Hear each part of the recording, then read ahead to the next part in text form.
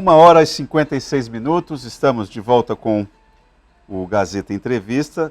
Você que ligou a televisão agora, nós estamos com a secretária de Estado adjunta de Saúde, a Ana Cristina.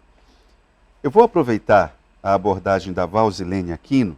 Ela está perguntando a respeito dessas cirurgias especializadas, né? Essas cirurgias específicas. Ela pergunta sobre cirurgia ginecológica e se essas pessoas que estão fazendo, se tem especialização em endometriose. Bom, isso foi o que a Valzilene perguntou. Agora eu vou pegar a carona na pergunta dela. Eu sei que você vai dizer que uma coisa é a CESACRE, a outra coisa é a Fundação Hospitalar. Essa divisão, essa cisão, ela é muito própria de quem está sentado na cadeira da gestão ali na CESACRE. Mas nós aqui no andar de baixo colocamos tudo num só paneiro. Porque quando a cirurgia atrasa lá, a gente endereça as críticas ali para o gabinete do governador, para o CESACRE, etc. Esse departamento de regulação, Ana, 1001 acusações de que controle da área política, controle até da Assembleia Legislativa. Não, quem controla os departamentos de regulação está lá na presidência da ALEAC, etc. e tal. As pessoas não se sentem parte desse rito. Como é que a CESACRE pretende colocar controle nessas coisas?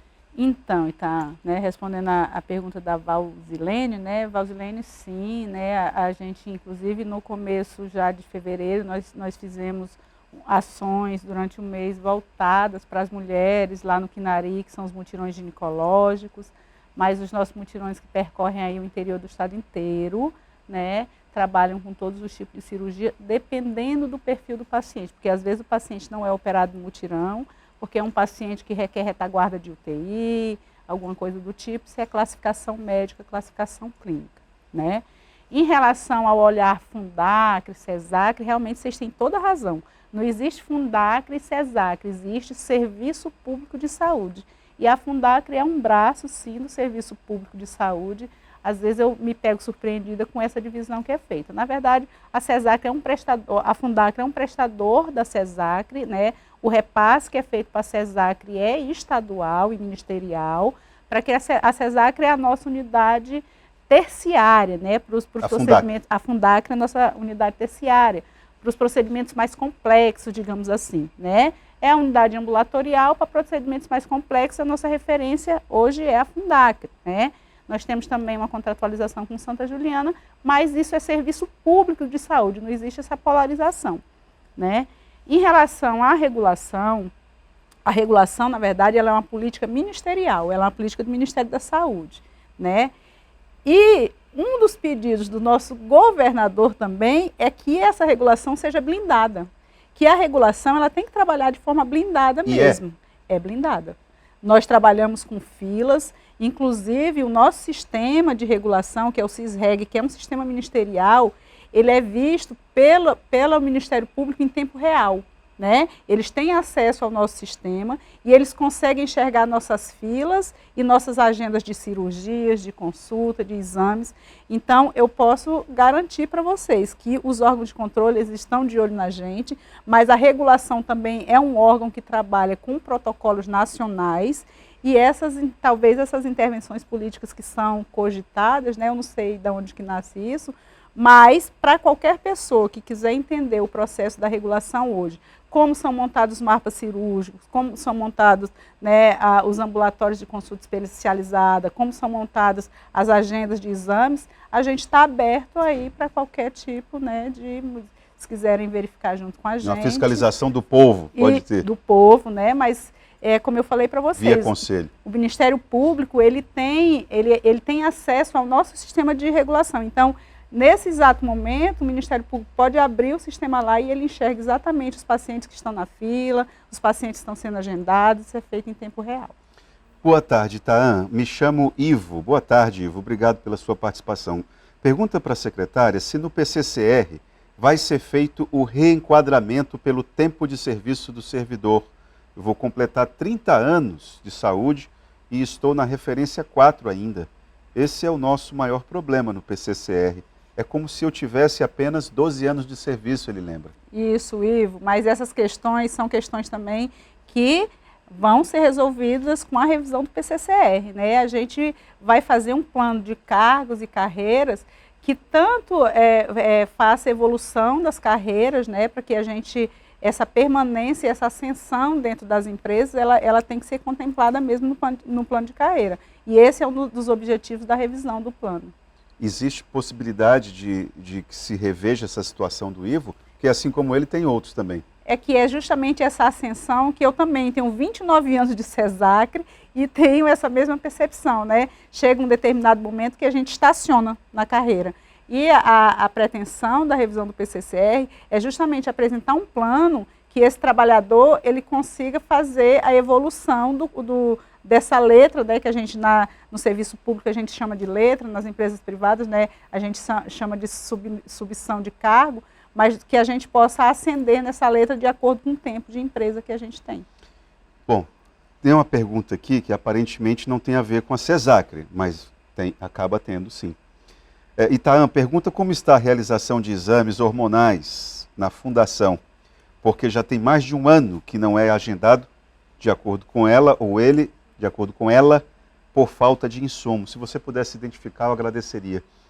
Falta de insumo, Ana Cristina? Olha, o que a gente está fazendo, trabalhando agora, porque a gente tem várias redes, a gente tem a rede Cegonha, a gente tem a psicossocial, a pessoa com deficiência. O que a gente está fazendo agora, trabalhando junto com a rede Cegonha, que é a rede de atendimento à mulher, né? É verificando os gargalos que tem na rede, e para esse problema específico dos exames hormonais, a gente já está trabalhando uma estratégia que é num laboratório que tem mesmo dentro da Fundacre, que é um laboratório que serviu para a gente muito durante a pandemia, por conta dos testes que eram feitos lá, que a gente possa reativar esse laboratório agora, com a realização justamente desses exames hormonais, mas isso está sendo tratado internamente na CESACRE.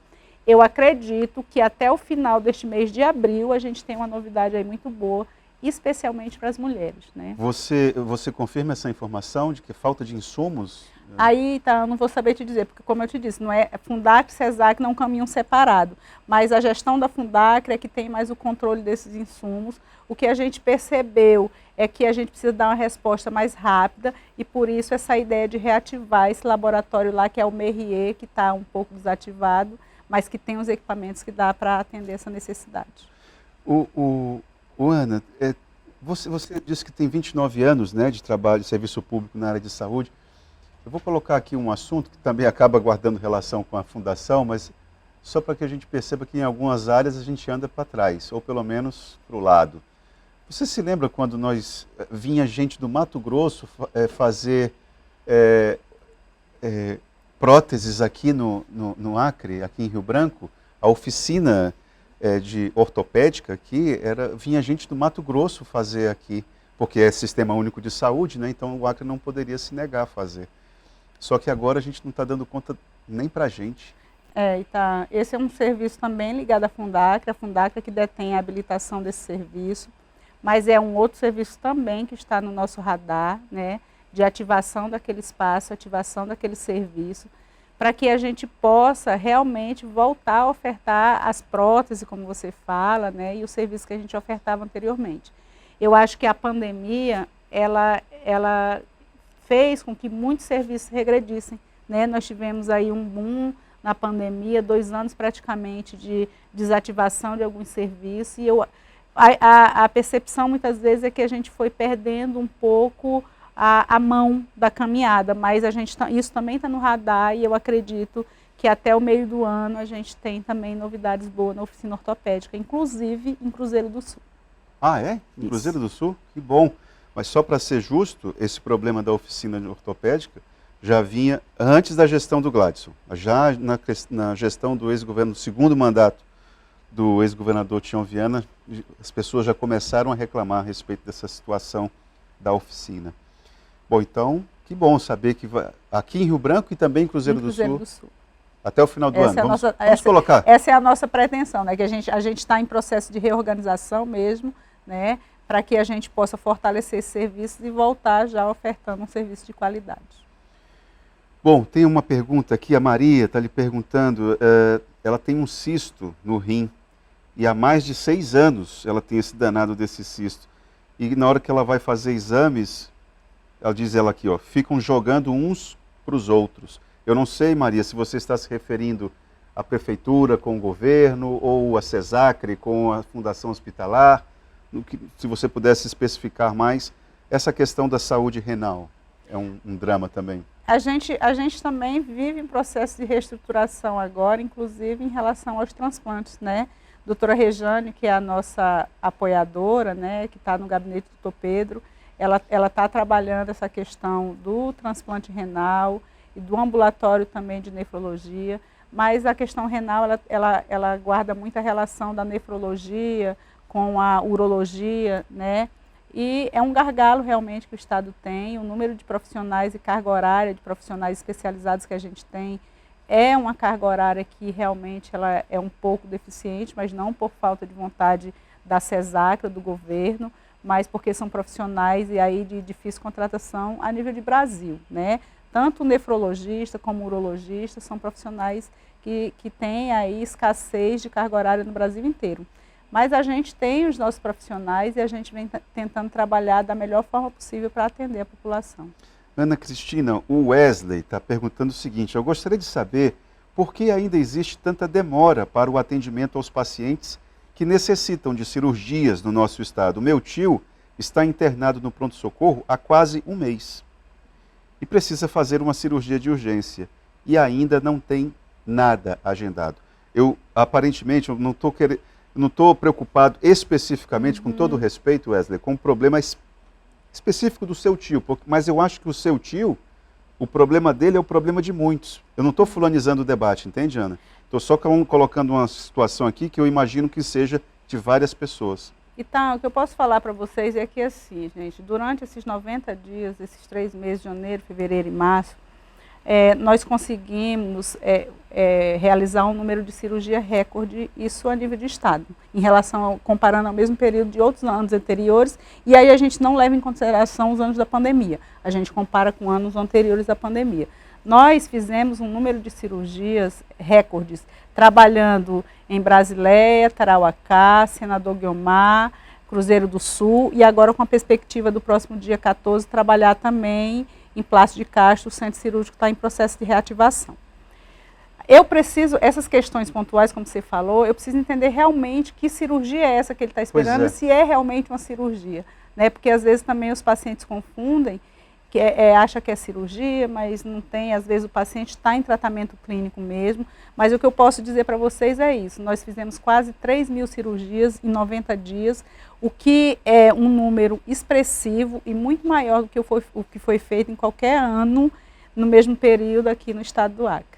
E a proposta de trabalhar os nossos mutirões de cirurgia, elas continuam. Isso também é uma agenda do governador Gladys Cameli, para que a gente fortaleça o nosso programa do Opera Acre, né, que são os mutirões de cirurgias. E a gente já tem cronograma aí para o ano inteiro para operar o máximo de pessoas possíveis nos mutirões, para que a gente reduza essa fila significativamente.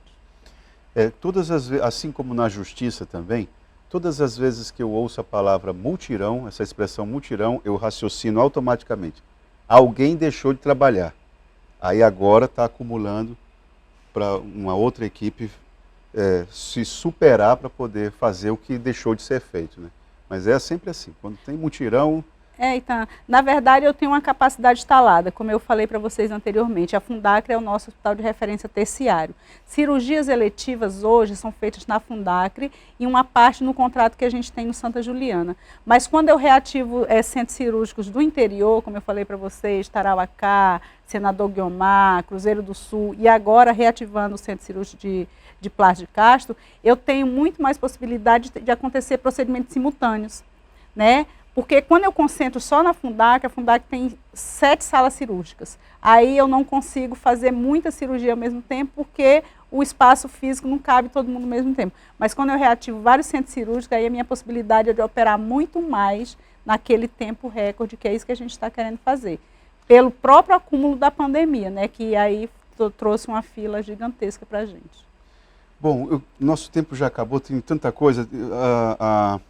A Marinice está perguntando sobre colestemia. Tem alguma coisa específica sobre isso? Colestemia.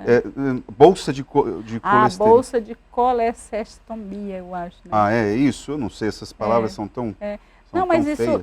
até onde eu sei, está regular. Isso é uma coisa que, né, são bolsas que o paciente usa no pós-operatório, mas as unidades estão fornecendo. Ana, a conversa, para finalizar, a conversa do governo do estado do Acre com Brasília, como é que está esse nível de diálogo? E aí eu queria que você, na sua reflexão, falasse especificamente sobre saúde indígena, que é algo muito sensível. Eu queria saber como é que anda, que avaliação que você faz, deu uma melhorada, não deu, como é que está? Um dos pilares do Ministério da Saúde, na reunião do CONAS que eu estive agora por último com o Dr. Pedro em Brasília, esses dois pilares para eles é muito forte, saúde indígena e vacinação, né? São dois pilares que para eles é muito forte. A gente está vendo, né, bastante movimentação no Ministério da Saúde. Essa semana passada a gente teve a visita do Ministério da Saúde da equipe do Visa Desastres, ficou com a gente até domingo agora, né? Eles ficaram a semana e ficaram até domingo ajudando a gente a trabalhar algumas ações do nosso plano de contingência. Então eu vejo essa aproximação muito mais científica, né? Então isso tem fortalecido e tem animado muito a gente. Bom, só nesses dois pilares que você falou aí, saúde indígena e vacinação, que foram duas coisas que quase foram dizimadas, né, do Ministério da Saúde nos últimos 4 anos. Mas muito obrigado, Ana. Espero que a CESAC não fique tanto tempo ausente aqui do Gazeta Entrevista. Nos convide e nós estaremos sempre à disposição para vir conversar, sempre que for possível. Tá bom. Muito obrigado, Ana. Vamos para o intervalo e já voltamos com o Gazeta Entrevista.